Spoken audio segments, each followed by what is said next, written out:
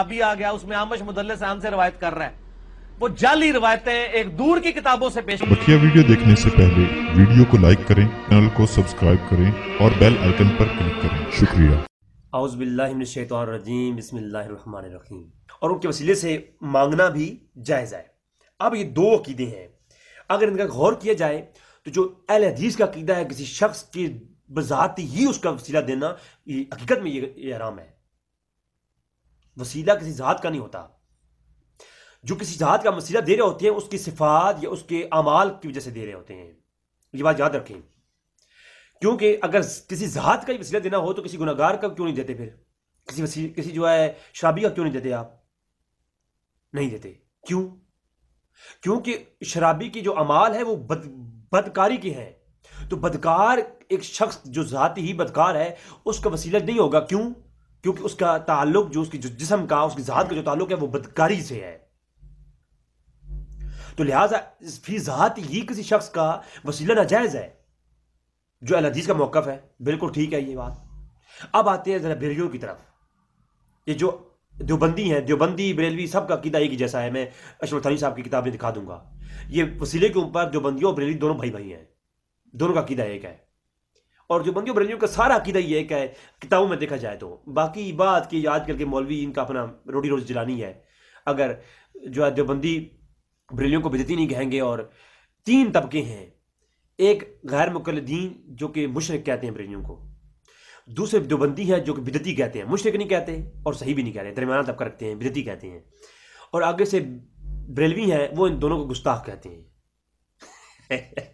یہ جنت میں کسی نے نہیں جانا، جنت ایسی رہے گی۔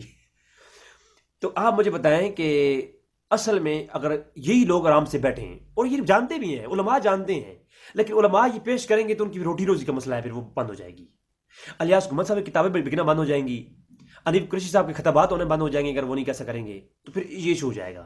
اس لیے حق بات وہ سامنے نہیں لاتے۔ اب آپ دیکھیں ذرا، فی ذات ہی اہل حدیث کا یہ عقیدہ ہے، غیر مقلدین کہتے ہیں فی ذات ہی کسی فرد کا وسیلہ دینا ہی جو ہے، چاہے وہ زندہ ہو یا مردہ ہو، یہ ناجائز ہے۔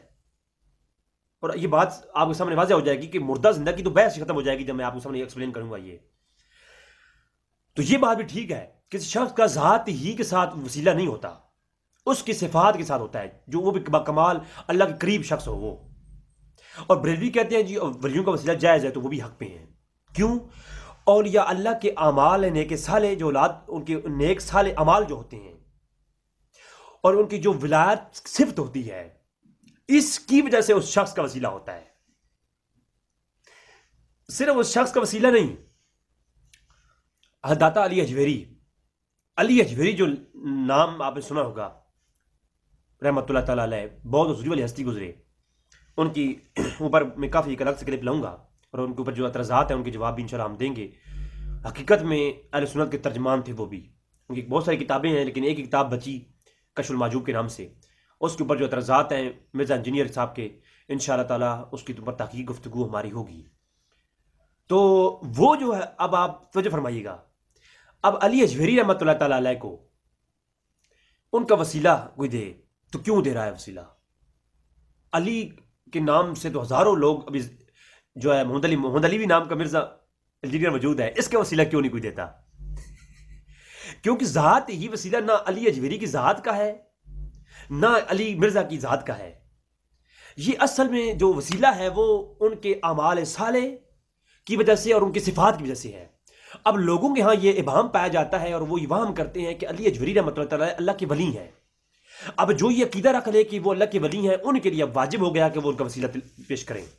اب ولایت جو ہے وہ ایک مرتبہ ہے، تو جو شخص مرتبے کے لحاظ سے ولایت پر فائز ہو اس کا وسیلہ دینا بالکل جائز ہے۔ تو اہل حدیث کا یہ موقف کہ کسی ذات کا وسیلہ جائز ہے، وہ بھی حق پہ، کیونکہ کسی ذات کا وسیلہ نہیں دیا جا سکتا، کسی ذات کے حوالے سے اس کی صفات کا وسیلے کی وجہ سے وسیلہ ہوتا ہے۔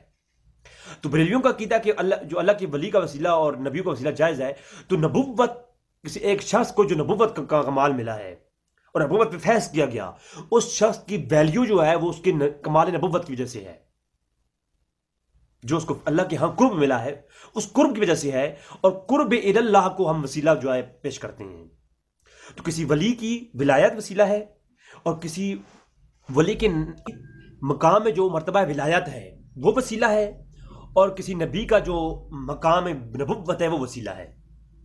نبی کا تو ہر جو ہے ذات کے حوالے سے یا صفات کے حوالے سے وہ ٹوٹل ہی وسیلہ ہے۔ نبی کی جو ذات ہے وہ سراپا ہی وسیلہ ہے، اور نبی کے بال بھی وسیلہ ہیں۔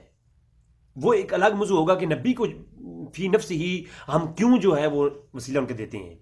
وہ اس لیے کہ آگے چل کے انشاءاللہ تبارک و تعالیٰ اس کے اوپر میری گفتگو آ رہی ہے کہ نبی کا فی ذات ہی، نبی کی قبر مبارک بھی وسیلہ ہے، نبی جس کو قدم رکھے وہ قدم رکھنا بھی وسیلہ ہے، نبی کی جس چیز سے نسبت ہو جائے وہ مردہ بھی ہو تو وہ وسیلہ ہے۔ میں نے پچھلی ایپیسوڈ میں بات کر دی کہ یوسف علیہ السلام کی جو قمیض آئی وہ قمیض مردہ تھی یا زندہ تھی؟ تو اس قمیض کے اندر اس کا وسیلہ کیوں اختیار کیا گیا؟ اگر شفا ہونی ہوتی تو ڈائریکٹ کسی اور کی وہاں سے قمیض اتار کے آنکھوں میں لگاتے، یا اللہ وہی فرماتا کہ اے یعقوب فلاں کی قمیض اٹھا کے آنکھوں میں لگا، میں اس کے اندر شفا ڈال دوں گا، تو وسیلہ وہی بن جاتی۔ جب اللہ نے وسیلہ ہی بنانا تھا تو کسی عام شخص کی بھی جو ہے وہ قمیض وسیلہ بن جاتی، لیکن وسیلہ بنتی ہے تو جناب نبی سے نسبت رکھنے والی چیز کیوں؟ اس لیے حالانکہ فی نفس ہی قمیض مردہ ہے تو مردے سے وسیلہ لینا تو ناجائز ہے۔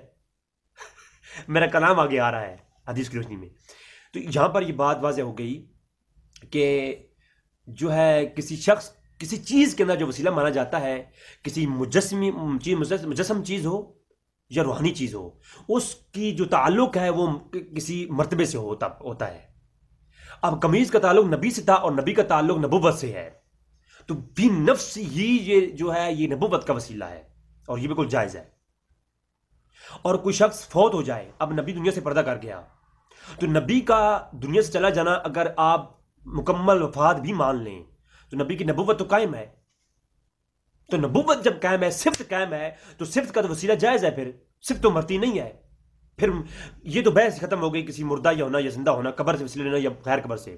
جب ولی کی ولایت سے آپ اور ولی کے عمل صالح کی وجہ سے اس کی قرب تھا جو اللہ کے ہاں، اس کا وسیلہ دے رہے ہیں، تو جو ہے جناب ایک شخص جو قبر میں چلا گیا وہ ولی تھا، تو اس کا وسیلہ ناجائز کیسے ہو گیا؟ کیونکہ مردہ رہنے سے تو جسم کا تعلق ہے، ولایت مردہ ہوتی نہیں ہے۔ اس پر تو قرآن و حدیث سے میں قرآن کی ایسی آیات کی ترتیب سے میں آیتیں پیش کر سکتا ہوں کہ جناب ولایت جو مقام اور مرتبہ ہوتا ہے، آپ بخاری پڑھیں، میں ایک اشارہ کر دیتا ہوں۔ احد کے اندر جب صحابہ کرام شہید ہوئے تو حضور نے فرمایا جس کو سب سے زیادہ قرآن حفظ ہے اس کو سب سے آگے دفن کریں۔ یا رسول اللہ مرنے کے بعد تو یہ مقامات، علم، یہ ولایت، یہ تقوی یہ ختم ہو جاتا ہے نا؟ فرمایا نہیں، جس کو سب سے زیادہ قرآن حفظ ہے اس کو سب سے آگے دفن کریں، پھر اس کے بعد جس کو تھوڑا حفظ ہے پھر اس طرح، یعنی مرنے کے بعد بھی وہ جو مقام علمی ہے اور مقام ولایت ہے اور مقام تقوی اور پرہیزگاری ہے وہ برقرار رہتا ہے۔ اس نے زندگی میں قرآن حفظ کیا تھا، زیادہ قرآن جس کو حفظ ہے سب سے آگے اس کو دفن کرے، بخاری کی روایت۔ تو جناب یہ چیز ہے، کتاب الجنائز میں دیکھ سکتے ہیں، میں نے یہ اختصاراً یہ بات پیش کر دی جناب۔ اب جو ہے بریلوی حضرات ایک آیت پیش کرتے ہیں اور اس کے اوپر جو ہے وہ پیش کرتے ہیں یہ وسیلہ ہے، اور اس کے انکار کرتے ہیں جناب تمام غیر مقلدین، اور بہت سارے اعتراضات اس پہ ہوتے ہیں۔ دونوں طرح سے گفتگو ہوگی انشاءاللہ تبارک تعالیٰ۔ آیت کریمہ ہے، اللہ تبارک و تعالیٰ نے ارشاد فرمایا، سورہ نساء کی آیت نمبر 64 ہے، اللہ ارشاد فرماتا ہے وَلَوْ أَنَّهُمْ إِذْ ظَلَمُوا أَنفُسَهُمْ جَاءُوكَ فَاسْتَغْفِرَ لَهُمُ الرَّسُولُ لَوَجَدُوا اللَّهَ تَوَّابًا رَحِيمًا۔ وَلَوْ أَنَّهُمْ إِذْ ظَلَمُوا جَاءُوكَ، اور جب تمہاری جانوں پہ ظلم کر بیٹھو، جاؤکا برگاہ مصطفیٰ میں آ جاؤ، اور فاستغفر اللہ، اور اللہ سے استغفار کرو، واستغفر اللہ الرسول، اور تمہاری رسول بھی سفارش کر دے، وہ بھی دعا تمہارے لیے کر دے، لوجد اللہ، یہ لام تحقیق کا ہے، اور تم یقینی پالو گے اللہ کو تواب اور رحیمہ، نہایت توبہ قبول کرنے والا اور رحیم پالو گے۔ اب اس آیت کو پیش کرتے ہیں ریلیز رات، اور اسی عنوان سے ایک اور بھی آیت کی قرآن میں موجود ہے، لیکن اس کو ریلیز رات پیش نہیں کر دے۔ اب ان دونوں کے اندر بھی فرق نظر آ جائے گا، تو وہ کیا ہے جناب، وہ بھی ذرا آپ کو دکھا دیتا ہوں۔ سورہ آل عمران ہے اور آیت نمبر 135 ہے، والذین اذا فعلوا فاحشہ، اور ایسے لوگ جو اپنی کوئی فحشہ کام کر بیٹھیں، او ظلموا انفسہم، اور اپنی جانوں پہ ظلم کر بیٹھیں، ذکر اللہ، اور ذکر کریں اللہ کا، اور ذکر کو پناہ لیں. پھر جب اپنی جانوں پہ ظلم کر بیٹھو کیا کرو؟ ذکر کرو اللہ کا. فاستغفروا لذنوبہم، اور اپنے گناہوں کی پھر معافی مانگیں. پہلے کیا کریں؟ پہلے ذکر کریں، اور ذکر کرنے کے بعد پھر اس ذکر کے بعد پھر اپنے گناہوں کی معافی مانگیں. وَمَن یغفر، اور اللہ کے سوا گناہوں کی بخشش کون کرتا ہے؟ الی اللہ، سوائے اللہ کے. وَمَن یغفر ذنوب الی اللہ، سوائے اللہ کے کون ہے جو تمہارے گناہوں کی مغفرت کرے؟ اللہ نے کتنے جلال کے ساتھ فرمایا جب تم اپنی جانوں پہ ظلم کرو اور کوئی فحشہ کام کر بیٹھو تو فوراً اللہ کی طرف متوجہ ہو جاؤ، ذکر اللہ کرو. یعنی جب تم کوئی ایسا کام کر بیٹھو تو سب سے پہلے کیا کرو؟ اللہ کا ذکر کرو، اور یہ اللہ کا ذکر کرنے کے بعد اس کو پھر وسیلہ بناؤ. ڈائریکٹ فوراً گناہ کرتے یہ نہ کہو یا اللہ معاف فرما دے بس گناہ ہو گیا. تعلیم قرآن کیا دے رہا ہے؟ جب آپ گناہ کر بیٹھو، گناہ کرنے کے بعد فوراً پہلے ذکر اللہ کرو، اللہ کا ذکر کرو. جب اللہ کا ذکر تم کرو گے اس کے بعد پھر جو اللہ کا ذکر تم نے کیا ہے اس کو وسیلہ بناؤ. ہائے ہائے ہائے، فاستغفر اللہ. پس یہ جو فا آئی ہے نا، یہ فا اس بات کا فائدہ دیتی ہے کہ جو پیچھے کام کیا ہے نا، اب اس کی بیس پر، اس کی بنیاد پر اگلا کام کرو. اگر تم کھانا کھا چکو پس پھر جو ہے میرے پاس آ جاؤ. یہ میں نے کسی کو حکم دیا، جب تم کھانا کھا چکو پس میرے پاس آ جاؤ. یعنی ایسے نہیں کہ تم کھانا کھائے بغیر آؤ، یہ دونوں طرف کا حکم واجب وجوبی ہے. جب تم ذکر اللہ کر چکو، فاستغفر اللہ، فاستغفروا لذنوبہم، پھر تم اللہ کی طرف استغفار کے لیے آ جاؤ، اپنے گناہوں کو توبہ کرو. یعنی گناہوں کو توبہ کروانے کے لیے ذکر اللہ کے ذکر کو وسیلہ بناؤ. اور اگلی بات، وَمَن یغفر الذنوب الی اللہ، اور اللہ کے سوا کون ہے جو تمہاری استغفار قبول کرے گا؟ بہت سختی کے ساتھ اللہ نے اپنا جلال کے ساتھ یہ خطاب فرمایا. لیکن یہاں پر جب آپ ذکر اللہ کریں گے، اللہ کا ذکر کرنے کے بعد پورے قرآن میں کہیں ایسا نہیں ملتا کہ جب اللہ سے آپ ڈائریکٹ ذکر اللہ کرنے کے بعد دعا مانگیں تو آپ کو یقینی سی بات ہے کہ آپ کی توبہ قبول ہوگی. یقیناً نہیں. ایسے ہوتا تو ہر شخص جو ہے گناہ کرنے کے بعد مسجد میں جاتا اور نفل پڑھنے کے بعد بہت سارا ذکر کرتا اور دعا کرتا اور وہ اپنے آپ پہ یقین کر لیتا کہ میں بخشا گیا ہوں. بخشش کا تعلق صرف استغفار سے نہیں ہے. وسیلہ بنائیں، اللہ کے یہاں امید رکھیں اللہ تمہیں بخش دے. بات شاید والی ہے، یقینی بات نہیں. اب اس طرف آتے ہیں جو بریلوی ذات پیش کرتے ہیں. تو جب یہ تم آیت پڑھو سورۃ نساء کی، اس میں اب دیکھو اور اس میں دیکھو، آیتیں دونوں ایک طرح کی ہیں، لیکن اسی میں اللہ نے تھوڑی وضاحت فرما دی. فرمایا جب تم اپنی جانوں پہ ظلم کر بیٹھو، وَلَوْ أَنَّهُمْ إِذْ ظَلَمُوا، جب اپنی جانوں پہ تم ظلم کر بیٹھو تو کیا کرو؟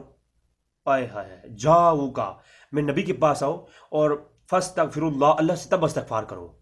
اب معلوم ہوا کہ یاد رکھو پہلی والی آیت یہ بتا رہی ہے کہ گناہ کے بعد استغفار کرنے کے لیے پہلے ذکر کرنا ہے. ذکر کرنے کے ساتھ ساتھ اب اس آیت کو ساتھ ملاؤ تو دونوں کو ملا کر کے مفہوم یہ بنتا ہے حضور کی برگاہ میں آؤ، اللہ کا ذکر بھی کرو. اس کے بعد اب یہ نہیں کہ صرف اللہ کے رسول کو جو لوگ وسیلہ مانتے ہیں، آج اللہ کے نبی کو وسیلہ تو مان لیا، نماز ایک نہ پڑھی، اللہ کے رسول کو وسیلہ مان لیا، عمل صالح ایک نہ کیا اور کہا جناب ہم تو بخشے بخشائے ہیں. اللہ کے رسول صلی اللہ علیہ وسلم اس کی ہرگز سفارش نہیں کریں گے. جو شخص عمال جو ہے وہ ایسی کرتا ہے اور ذکر اللہ نہیں کرتا اور فیض کی طرف نہیں جاتا، فیض کا تارک ہے اور آ کر کے جو ہے کہتا ہے جی حضور میں اس میرے لیے وسیلہ ہے، بے شک اس کا یہ عمل ٹھیک ہے جو حضور کو وسیلہ بناتا ہے. لیکن اس سے پہلے کہ جو حکم ہے قرآن میں وہ بھی دیکھیں نا، پہلے ذکر اللہ کرو اور ذکر اللہ کے ساتھ ساتھ پھر حضور کی برگاہ میں آؤ. لیکن ذکر اللہ تمہارے لیے گارنٹی نہیں ہے کہ تمہیں بخش دیا جائے گا. ذکر اللہ کرو، امید رکھو اللہ سے اور اللہ حضور کی برگاہ میں آ جاؤ. جب حضور کی برگاہ میں آ جاؤ پھر اللہ سے استغفار کرو اور پھر حضور سے گزارش کرو یا رسول اللہ آپ بھی ہمارے لیے سفارش فرما دیں. تو میں پہلے عرض کر چکا یہ صرف حضور کی حیات کی بات نہیں، کیونکہ حضور سے جو سفارش کی جا رہی ہے، حضور کی نبوت تو آج بھی قائم ہے. تو حضور کی نبوت کو آج وسیلہ بنا کر کے حضور کی نبوت سے اور حضور کی جو ہے ذات سے تو جو ہے وہ آج بھی جائز ہے، کیونکہ حضور کی نبوت آج بھی ہے اور حضور کی ذات کا وسیلہ تو وہ آگے چلے گفتگو آ رہی ہے کہ حضور کے تو بال کا وسیلہ دینا بھی جائز ہے، حضور کلام کا وسیلہ دینا بھی جائز ہے، حضور کے اٹھنے بیٹھنے کا وسیلہ دینا بھی جائز ہے. حضور کی وفات کے بعد بھی، کیونکہ حضور کا ہر گوشہ، حضور کا ہر عمل، حضور سراپا ہی وسیلہ ہیں امت کے لیے. وہ ایک آگے گفتگو ہماری آئے گی. تو نبی کریم صلی اللہ علیہ وسلم کا وسیلہ دینا بالکل بطریق اولیٰ جائز ہے. پھر حضور تمہارے لیے استغفار فرما دیں، پھر کیا ہے؟ اللہ وجد اللہ، ہائے ہائے، پکی بات. لام تحقیق لگا کر کے بند کر دیے، کلوز کر دیا ٹاپک کہ ہاں حضور کے برگاہ میں آؤ، حضور تمہارے لیے استغفار کر دیں، خدا کی قسم اللہ تمہیں مل جائے گا. لوجد اللہ، تحقیق تمہیں اللہ کو پالو گے، گارنٹی والی بات ہے. اور پورے قرآن میں اپنی استغفار پہ، کسی شخص کو بخشنے کے اوپر اللہ نے اتنی بڑی گارنٹی نہیں عطا فرمائی. بس تم گناہ کرو، استغفار کرو، اللہ چاہے تمہیں بخش دے. لیکن جب نبی کے برگاہ میں آ کے تم استغفار کرو گے، خدا کی قسم تمہیں بخش دیا جائے گا. لوجد اللہ، تحقیق تم پالو گے اللہ کو. اور امام مزری کہتے ہیں تفسیر، امام قاضی ثناء اللہ پانی پتی کہتے ہیں تفسیر مزری کے اندر کہ تواب اور رحیمہ سے پہلے لوجد اللہ اس پہ وقف کرو. تواب اور رحیمہ اس کا سوال جواب ہے، یعنی اللہ تو کو پالو گے. یہ سوال ہے کس حال میں؟ تو تواب اور رحیمہ نہایت توبہ قبول کرنے والا. اب اس کو آتے ہیں جناب سب سے پہلے حافظ ابن کثیر دمشقی، جو کہ غیر مقلدین کے ہاں بہت بڑے امام ابن تیمیہ اور ابن قیم کے شاگرد ہیں. وہ اس آیت کے تحت کیا لکھتے ہیں جناب؟ وہ کہتے ہیں ایک عرابی آیا، ایک شخص آیا، ابھی حضور کو دفنایا ہوئے کچھ وقت ہوا تھا، یا بعض روایت میں ہے کچھ چند دن ہوئے تھے. آپ کی قبر مبارک ابھی کچی تھی. ایک شخص آیا اور آ کر کے قبر انور کے اوپر اپنا چہرہ رگڑنا شروع کر دیا. اور لفظ دیکھیں، اور کہتا ہے جالسن کنت جالسن عند قبر نبی صلی اللہ علیہ وسلم فجاء عرابی فقال السلام علیکم یا رسول اللہ. بھئی ہم نے وہ شخص جو بیان راوی کرتا ہے، راوی کہتا ہے، اب راوی کون ہے آگے حدیث کتب میں یہ دکھاؤں گا. یہ صرف بریلوی حضرات صرف ایک دو کتابوں سے دکھاتے ہیں نا، یہ روایت بڑی کتابوں میں اندر ہے، اور اس کے اوپر علماء کے حکم بھی لگایا ہے، وہ آگے چل کے بات ہوگی. تو فرمایا کہ وہ شخص آیا اور اس نے آگے چہرہ رگڑنا شروع کر دیا اور کہنے لگا السلام علیکم یا رسول اللہ، یا رسول اللہ آپ پر سلام ہو. سلام کیا حضور کو، اللہ کے رسول کو سلام کیا، اور فرمایا وَلَوْ أَنَّهُمْ إِذْ ظَلَمُوا، وہی آیت پڑھی پوری. اور فرمایا وَقَدْ جِئْتُ، ہائے ہائے ہائے، فرمایا یا رسول اللہ میں نے یہ پھر شعر پڑھے. فرمایا ایک طویل حدیث بات کہتے ہیں کہ یا رسول اللہ میں اپنی جانوں پہ ظلم کر بیٹھا ہوں، اور تیرے اللہ کا حکم ہے قرآن کے اندر کہ جب اپنی جانوں پہ ظلم کر بیٹھو تو اللہ کے رسول کی برگاہ میں آ جاؤ. تو یا رسول اللہ میں آپ کی قبر انور پہ آ گیا ہوں، میں آپ کی برگاہ میں آ گیا ہوں، تو میرے لیے سفارش فرمائیں، اللہ مجھے معاف فرما دے. تو ابھی وہ شخص وہیں پر تھا، کوئی ایک شخص وہاں سو رہا تھا. وہ جاگ کر اٹھ رہا اور کہنے لگا کہ اے ابھی اللہ کے رسول میرے خواب میں آئی ہیں اور تیری بخشش کر دی گئی ہے. حافظ ابن کثیر تفسیر ابن کثیر کے اندر اسی آیات سورہ نساء کی آیت نمبر 64 کے نیچے یہ جو ہے نا تفسیر میں یہ روایت لکھتے ہیں. پھر اس کے اوپر کافی طویل گفتگو بھی کرتے ہیں حافظ ابن کثیر مکمل ساتھ جناب.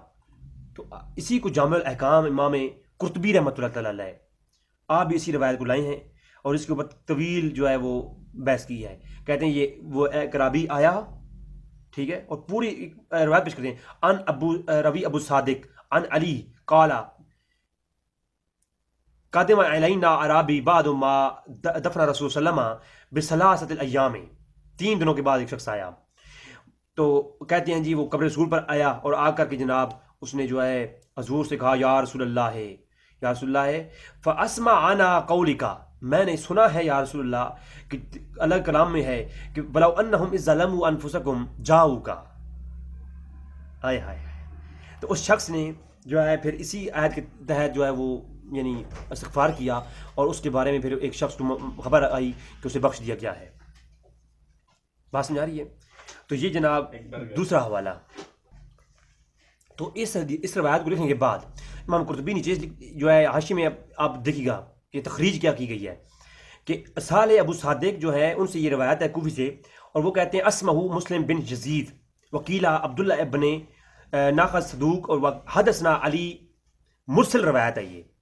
اور یاد رکھیں کہ میں نے ایک پورا لیکچر گھنٹے کا ریکارڈ کروایا ہے کہ مرسل صحابہ میں جو روایت مرسل ہوتی ہے وہ صحیح سند اس پر حجت ہوتی ہے تمام فقہا کے ہاں، اس کا انکار پوری امت میں کسی نے نہیں کیا. تو یہ مرسل روایت ہے، اور میں نے یہ بھی کہا تھا کہ اگر یہ ضعیف روایت بھی ہوتی، شدید ضعیف بھی ہوتی، تو باب و تفسیر میں ضعیف روایت بھی قابل قبول ہوتی ہے. حالانکہ یہ روایت کے اوپر آگے علماء کی جرح آ رہی ہیں، بلکہ اس کو ابن عبد البر نے بہجۃ المجالس کے اندر نقل کیا، امام نووی نے مجموع کے اندر نقل کیا، حافظ ابن کثیر تفسیر ابن کثیر کے اندر، یہ اسی قرطبی کے نیچے آپ جائیں حاشیے میں سب لکھا ہوا ہے، اور یہ پوری تخریج کرنے کے بعد کہتے ہیں کہ وقال شیخ عبد الرحمن سعدی فی تفسیری ہی، کہ انہوں نے اس کو حجت کے طور پر عبد الرحمن میں سعدی نے پیش کیا ہے۔ تو یہ قرطبی ہے جناب۔ اس سے آگے چلتے ہیں، یہاں تک تو آپ بریلیوں سے سنتے ہیں، اب آج تھوڑی آگے بات ہوگی۔ اب کہتے ہیں جی اس حدیث کی سند دکھائیں اور اس کی سماع کی تصریح پیش کریں۔ تو جناب آؤ جی آپ کے سامنے اس کی ذرا پوری سند پیش کرتے ہیں جناب۔ شعب الایمان امام ابی بکر احمد بن حسین بہکی، امام بہکی رحمۃ اللہ تعالی علیہ 458 ہجری آپ سنہ وفات ہے۔ آپ شعب الایمان کے اندر باب الفی مناسک کے اندر یہ باب الاعتماد لاتے ہیں، حدیث کا نمبر ہے 4187۔ اخبرنا ابو علی عن محمد بن رو بن یزید بصری حدثنی ابو حرب حلالی قال حج الاعرابی فلما جاء الى مسجد رسول صلی اللہ علیہ وسلم، سند کے ساتھ جو ہے امام بہقی لائے ہیں، اور کہتے ہیں کہ ایک شخص آیا مسجد نبی کے اندر، حج کے لیے آیا ہوا تھا وہ شخص، اور وہ آیا مسجد نبی کے اندر تو اس نے دیکھا کہ حضور کو رحلت فرمائی ہوئی، یہ چند دن ہو چکے ہیں، تو آپ ایک قبر پر گیا اور جا کر کے سلام کیا، السلام علیکم یا رسول اللہ وثم سلام علی و ابی بکر و عمر، اور تمام بکر عمر کو اور علی کو سلام کیا، اور کہا کہ یا رسول اللہ کہ میں نے سنا ہے کہ میں اپنے اوپر بہت خطائیں کر چکا ہوں اور آپ سفارش کرتے ہیں، اور یا رسول اللہ میں نے لان قال فی محکم الکتاب ہی ولو انہم اذا ظلموا انفسهم جاؤک فاستغفروا اللہ واستغفروا الرسول لوجد اللہ توابا رحیما۔ تو یہ پوری آیت پڑھی اس شخص نے، جو یہ شعب الایمان پڑھ رہا ہوں امام بہقی کی، تو اس نے کچھ اور شعر اشعار پڑھے، تو اتنے میں جو ہے ایک شخص وہاں سویا ہوا تھا، اس نے کہا کہ جا تیری توبہ قبول کر دی گئی ہے، خواب میں حضور آئی ہیں۔ جناب اب اس امام بہقی نے تو پوری سند کے ساتھ اس کو پیش کر دیا ہے، اب اس کے اوپر محدثین جو ہے وہ تو باب قائم کرتے ہیں، اور آپ یاد رکھیں یہ جو ماشاءاللہ خود کو ٹائٹل دیتے ہیں کہ ہم حدیث کو سمجھنے والے لوگ ہیں، تو ان کو چاہیے کہ وہ سمجھیں کہ جب محدث کسی حدیث کے اوپر ترجمۃ الباب قائم کرتا ہے تو محدثین کا عقیدہ ترجمۃ الباب میں ہوا کرتا ہے۔ کوئی محدث جس کا یہ عقیدہ ایسا ہو، جو ان کا عقیدہ ہو، اس کے اوپر وہ باب قائم کرتے ہیں اور اس کے تحت حدیثیں لاتے ہیں۔ اگر محدث کا عقیدہ کوئی اور ہو اور وہ حدیث کچھ ایسا اور ملے تو محدثین اسے اس پہ باب نہیں قائم کرتے۔ محدثین کا کسی حدیث کے اوپر ترجمۃ الباب قائم کرنا یہ ان کے عقیدے کی دلالت کرتا ہوتا ہے۔ یہ فقہاء نے پورا اس پر گفتگو کر رکھی ہے۔ جناب یہ شعب الایمان تھی، اور ابن قدامہ نے المغنی کے اندر اسی روایت کو لیا لائے، اور سبحان اللہ پوری سند کے ساتھ پیش کرتے ہیں کہ قال كنت جالسا عند قبر النبی فجاء اعرابی، اور پورا واقعہ بیان کرتے ہیں۔ تو مجھے بتائیں جناب یہ اتنے بڑے بڑے محدث اس کو نقل کر کے اس کے اوپر استدلال کرتے ہیں، اور غیر مقلدین کے ائمہ نے بھی استدلال کیا ہے، آگے چل کے وہ بات آ رہی ہے۔ آپ مجھے خود بتائیں، یہ کچھ ہمیں سمجھائیں کہ جناب یہ آپ لوگوں نے ایک حدیث، اور میرے صاحب تو ایک حدیث یہ پڑھ کے نا دیکھتے ہیں بس یہ مدلس ہیں، سے روایت کرتے ہیں حدیث ضعیف ہے، اور اپنے سرچ پیپر میں دیکھیں ان اتنے بڑے خیانت کرنے والے شخص کیوں میں کہتا ہوں دین کے اوپر نام لیتے ہیں؟ کہ آپ دیکھیں کہ مرزا صاحب اپنے کلپس میں یہ کہتے ہیں سے روایت ہے، حدیث کے اندر فلاں راوی مدلس ہے، حدیث ضعیف ہے تدلیس کی وجہ سے، اور اپنی سرچ پیپر کے اندر بے شمار مدلسین سے روایت انہوں نے کر رکھی ہیں، تدلیس والی روایت رکھی ہیں، اور وہ صحیح بھی کہا ہوا ہے، البانی نے صحیح کہا ہوا ہے۔ تو یہ کیا ڈرامہ ہے؟ آگے جعلی روایتیں مصنف ابن ابی شیبہ سے، ایک بدو آ گیا، عرابی آ گیا، اس میں عامش مدلس عن سے روایت کر رہا ہے، وہ جعلی روایتیں ایک دور کی کتابوں سے پیش، کوئی کسی ایک طرف جائیں نا، دونوں طرف کی بولیاں ملا رہے ہیں، منافقت کیوں کر رہے ہیں؟ اللہ قرآن فرماتا ہے وَإِذَا لَقُوا الَّذِينَ آمَنُوا قَالُوا آمَنَّا وَإِذَا خَلَوْا إِلَىٰ شَيَاطِينِهِمْ، منافقوں کی یہ نشانی ہے، جو تمہاری بات کرتے ہیں کہتے ہیں ہم تمہارے ساتھ ہیں، ان کی بات کرتے ہیں ہم تمہارے ساتھ ہیں۔ یہ کام نہ کریں، ایک موقف لے کے چلیں۔ آپ نے اکثر کافی دفعہ آپ 5B جو اپنا ریسرچ پیپر ہے وہ اکثر دکھا رہے ہوتے ہیں، اعتراض یہ بھی آتا ہے اس میں ضعیف روایتیں ڈالی ہوئی ہیں آپ نے۔ ضعیف روایتیں ہم یہ کہتے ہیں کہ اس 5B ریسرچ پیپر میں کوئی ایک روایت ایسی دکھائیں جس کو دور حاضر میں کسی محدث نے صحیح نہ کہا ہو کہ میں نے علم کو ایک جگہ یکجا کیا، کئی حدیثیں شیخ البانی کے نزدیک اور امام ترمذی کے نزدیک صحیح ہے. مثلا وہ جو روایت ہے کہ وہ عبید اللہ ابن زیاد کے نتنوں میں سانپ گھس گیا، اس کو امام ترمذی نے لکھا ہے کہ یہ حدیث صحیح ہے، امام ترمذی نے، اور شیخ البانی نے بھی. شیخ زبیر صاحب کہتے ہیں یہ تدلیس کی وجہ سے ضعیف ہے. تو چونکہ جو البانی صاحب اور امام ترمذی کی تحقیق کے اوپر لائے کرتے ہیں، ہم ان سے تو یہ نالج نہیں کھینچنا چاہتے. اس طریقے سے شیخ زبیر صاحب کی کئی روایتیں تحکیم والی صحیح ہیں، اس کو البانی صاحب ضعیف کہتے ہیں. اس حساب سے تو مجھے وہ بھی نکال دینی چاہیے. تو ہم نے یہ کیا تھا، یہ مجھے ساری چیزیں پتہ ہیں. ہم یہ کہتے ہیں اس پمفلٹ میں 200 روایتیں، کوئی ایک روایت ایسی بتائے جس کو بالاجماع تمام محدثین نے ضعیف کہا ہو. کسی نہ کسی نے صحیح کہا ہوگا. ہم نے نالج ایک جگہ ایک موقف کے اوپر اپنا دفاع کریں. ہاں میں وسیلے کی موقف لیا ہوا ہے، تو جو وسیلے کے اوپر آج موقف پیش کر رہا ہوں نا، آپ مجھے غیر مقلدین کے ساتھ دیکھیں گے تو ان کے لیے میں یہی موقف پیش کروں گا. بریلیوں کے لیے دیکھیں گے تو میں ان کے لیے یہی موقف پیش کروں گا. دو گلی پڑی سی انشاءاللہ نہیں. تو المونی کے اندر امام ابن قدامہ نے اس کو باب کم کیا اور اس نے یہ استدلال کیا کہ زیارت القبر نبی یستحب الرجل الاسلام علیہ، کہ اسلام جو ہے نا یہ جو ہے مستحب ہے قبر نبی پر جا کر کے اس طرح کی کلمات کے ساتھ کرنا. اور یہ پوری اس کے اوپر کلام کیا ہے امام دارالقطنی نے، امام بہقی نے، ابن حجر نے، ابن تیمیہ نے، اس کو ابن ہادی نے اس کے اوپر کلام کیا ہے. وہ ایک الگ احتجاج کے اندر، وہ ایک الگ بحث ہے انشاءاللہ. وہ آگے کی جو اس کے اوپر آگے میں قسطیں بناؤں گا تو اگلی ایپیسوڈ کے اندر یہ ساری گفتگو آ جائے گی انشاءاللہ تبارک و تعالیٰ. جی تو یہ المونی ہو گئی، ٹھیک ہے. تو جامع الاحکام میں نے آپ کے سامنے پیش کی تھی امام قرطبی کی، وہ بھی ہو گئی جناب. شعب الایمان بحر محیط علامہ اندلسی کی، آپ علامہ اندلسی کو دیکھیں جناب. بحر محیط امام یوسف حیان اندلسی جناب، آپ 845 ہجری میں گزرے ہیں. تو آپ یہ فرماتے ہیں، ہائے ہائے ہائے بہت کمال. اس کے اوپر بحث کرتے ہیں. وہ کہتے ہیں قبر کے اوپر آ کر کے بھی انسان، قبر کے اوپر آ کر کے بھی آپ جو ہے یہ دعا اسی طریقے سے کریں آج بھی. تو جو ہے اسی طریقے سے وہ جو عرابی نے، وہ عرابی والا واقعہ لکھتے ہیں. عرابی والا واقعہ لکھنے کے بعد کہتے ہیں جس طرح عرابی نے آ کے دعا کی تھی، اس طرح آج جا کر کے حضور سے دعا کرنا، حضور سے مدد مانگنا اور ان کے وسیلے سے دعا مانگنا اور حضور کو ریکویسٹ کرنا، یا رسول اللہ آپ ہمارے لیے دعا فرمائیں، قبر کے اندر ہیں حضور. تو یہ بالکل جائز ہے. اور کہتے ہیں یہاں لوجد اللہ، ہائے ہائے وہ جو میں نے بات کی نا، کہا لوجد اللہ وہذا لا ينطق علی ذلک الکلام اذا کان المراد من قولہ تواب الرحیمہ قول بعد توبیہ انتہا، کہ تواب الرحیمہ کے اوپر لوجد اللہ کا کلام کرنا یہ اللہ کی رحمیت کو ظاہر کرتا ہے. وروی عن علی، حضرت علی روایت کرتے ہیں، وہ ساری عربی والا واقعہ آگے لکھتے ہیں. تو اس سے استدلال کرتے ہیں کون، اور آگے لکھتے ہیں کہ یہ کن ائمہ نے اس کو روایت کیا ہے اور اس کی جو ہے رجال سکہ ہیں. علامہ اندلسی کیا کہتے ہیں، اس کے رجال کیا ہیں، سکہ ہیں. اور یہ روایت اگر مرسل بھی ہے تو مرسل جو ہے حجت ہوتی ہے. باب الفضیلت کے اندر تو بالکل ہی حجت ہے نا، اور باب التفسیر کے اندر تو ضعیف روایت بھی حجت ہے.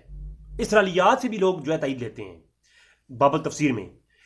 ہاں باب الاحکام کے اندر ضعیف حدیث کے اوپر تھوڑا کلام ہے، لیکن مرسل روایت جو ہے بعض باب الحکام کے اندر صحیح روایت سے بھی اوپر افضل اور تقویت رکھتی ہے. وہ میرا کلپ پورا آپ دیکھ سکتے ہیں مرسل روایت کے بارے میں حکم.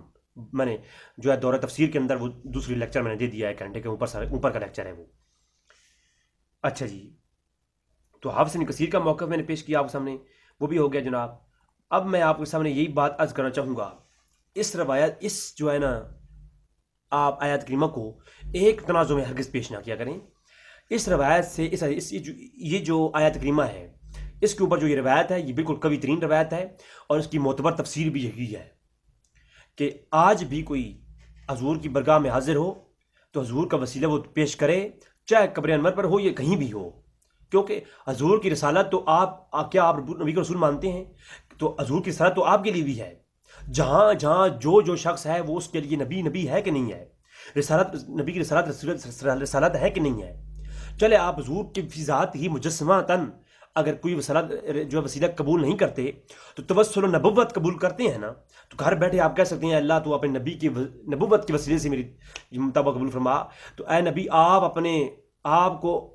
کے وسیلہ ہم پیش کرتے ہیں، آپ کی رسالت کا وسیلہ ہے، آپ اپنی رسالت کا وسیلہ برگاہ الہی کے اندر پیش کریں تو بالکل یہ جائز ہے.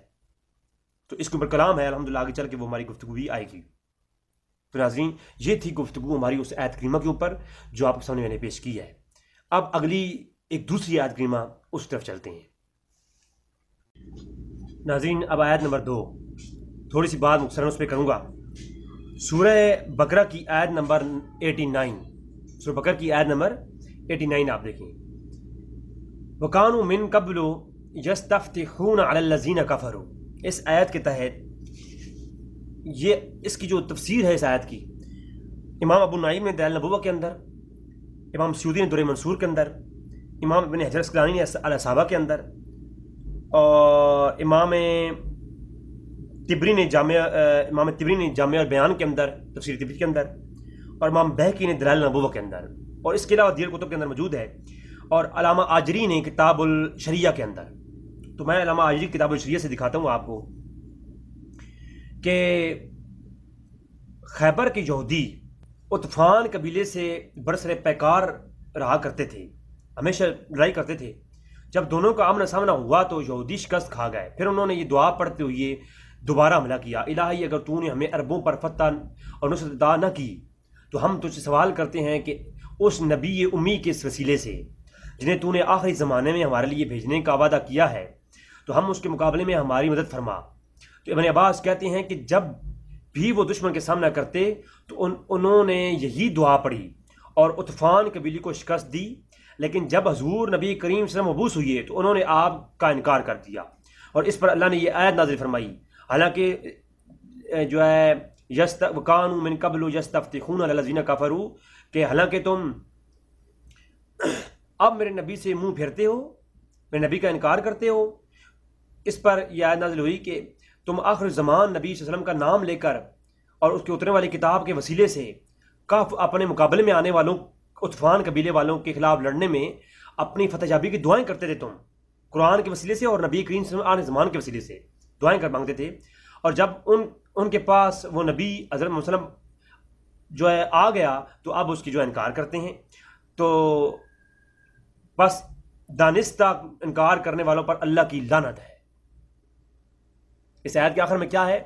بس دانستہ انکار کرنے والوں پر، یعنی وہ وسیلہ لیتے تھے حضور کا پہلے، لیکن جب حضور سامنے آ گئے تو پھر وسیلہ جو ہے چھوڑ دیا، تو پھر جو ہے اللہ نے کہا کہ تم پر لعنت ہے، تم حضور سامنے آ گئے اور اب ان کو مانتے نہیں اور پہلے ان کے وسیلے دیتے تھے تم. تو یہ اس آیت کی تفسیر جو ہے علامہ آجری کی کتاب الشریعہ سے میں نے پڑھی ہے. اس کو دیگر ائمہ نے لکھا ہے، میں ایک دو حوالے جات آپ کو دے دیتا ہوں. امام سلمان ابن احمد طبرانی نے المعجم الاوسط کے اندر بھی اس کو لکھا ہے. امام قرطبی نے تفسیر القرآن العظیم کے اندر بھی، تفسیر قرطبی کے اندر بھی جامع الاحکام، اور علامہ حافظ ابن کثیر نے تفسیر ابن کثیر کے اندر بھی، اور اس کے علاوہ جناب صحیح بخاری شریف، اور امام طبرانی کی المعجم الکبیر کی کتاب التفسیر، اور المستدرک علی الصحیحین. دیکھیں آپ حیران ہو جائیں گے. المستدرک علی الصحیحین کتاب التفسیر، حدیث کا نمبر 3101. اب دیکھیں جناب اسی آیات کی تفسیر امام حاکم المستدرک کے اندر، امام ابو عبداللہ بن عبداللہ حاکم نشاپوری، جن کا وفات 405 ہجری ہے. آپ اپنی المستدرک کے اندر بشرط شیخین روایت لاتے ہیں امام بخاری اور مسلم کی شرائط پر. حدیث کا نمبر ہے 3101. حدثنا اخبرنی شیخ ابو بکر بن اسحاق ابا محمد بن ایوب سنا یوسف بن موسیٰ. اور پورا واقعہ جو میں نے کتاب الشریعہ سے پڑھا ہے نا، تو علامہ آجری کی، وہ پورا واقعہ یہاں پر حدیث کے اندر موجود ہے، صحیح سند کے ساتھ موجود ہے، کہ وہ اسی آیت کی تفسیر ہے وَكَانُوا يَسْتَفْتِحُونَ الَّذِينَ كَفَرُوا. اس آیت کی تفسیر کون بیان کر رہے ہیں؟ عبداللہ عباس بیان کر رہے ہیں صحیح سند کے ساتھ المستدرک علی الصحیحین کے اندر، کہ حضور کی آنے سے پہلے بھی کافر حضور کے وسیلے سے دعائیں مانگتے تھے. جب حضور کا زہر دنیا میں وجود نہ تھا، اگر اس وقت حضور کا وسیلہ جائز ہے تو جب حضور دنیا سے زہری پردہ فرما جائیں تو بعد میں ناجائز کیسے ہو گیا؟ یہ حکم جو اگر دنیا میں حضور نہ ہوں تو یہ عمل شرک ہے. تو یہ عمل پہلے بھی ہوتا رہا اور اس کی تائید جو ہے صحابہ کرام نے کی اور صحابہ کرام نے اس کو روایت کیا. اور محدثین نے استدلال کیا، تو پھر آپ مجھے خود بتائیں جناب. اور اس حدیث کو حسن غریب بعض نے کہا، بعض حسن صحیح کہا، آپ خود دیکھیں. تو جناب یہ ہے جناب، میں نے آپ کے سامنے کتاب التفسیر امام حاکم کی المسند پیش کر دی. تفسیر در منصور سورہ بقرہ کی یہ تفسیر کھولیے تو فرمایا وہ یہی دعا کرتے تھے کہ یہود کہ اے اللہ تیرا آخری زمان میں جو نبی آنے والا ہے اس کے وسیلے سے ہمیں ان کافروں کے اوپر جو ہے وہ فتح نصیب فرما. امام سیوطی نے تفسیر در منصور کے اندر بھی اس کو یہی لکھا، اور ساتھ میں لکھا کہ اس کو کس کس نے روایت کیا، ایک پوری مدلدل. اور امام سیوطی کہتے ہیں اخرجا، میں نے اس کو لیا ہے ابو نعیم کی فی دلائل النبوہ من طریق عطا کے طریق سے، وضحا کا ان ابن عباس، وہ ابن عباس سے روایت کرتے ہیں کالا، مکمل سند کے ساتھ وہ کہتے ہیں کہ پیش کیا ہے. اور ابن اسحاق نے بھی اس کو روایت کیا ہے. امام ابو نعیم نے، امام بہقی نے، پوری امام سیوطی نے اس کے اوپر تحقیق کی ہے، پھر وہ پیش کیا ہے. پہلے سے لوگ دیتے تھے. حضور کا وسیلہ اگر پہلے دینا جائز ہے تو اس آیت سے معلوم ہوا کہ جیسے کافر پہلے دیتے تھے وسیلہ اور صحابہ کرام نے اس کی تائید کی، تو بعد میں آنے والے بھی جو ہے نا حضور کے پردہ فرمانے کے بعد وسیلہ دینا بھی بالکل مباح ہے، اس میں کوئی قباحت نہیں ہے. بلکہ اس کے اوپر میں تھوڑی سی آپ کے سامنے پیش کر دیتا ہوں ائمہ کے اقوال بھی.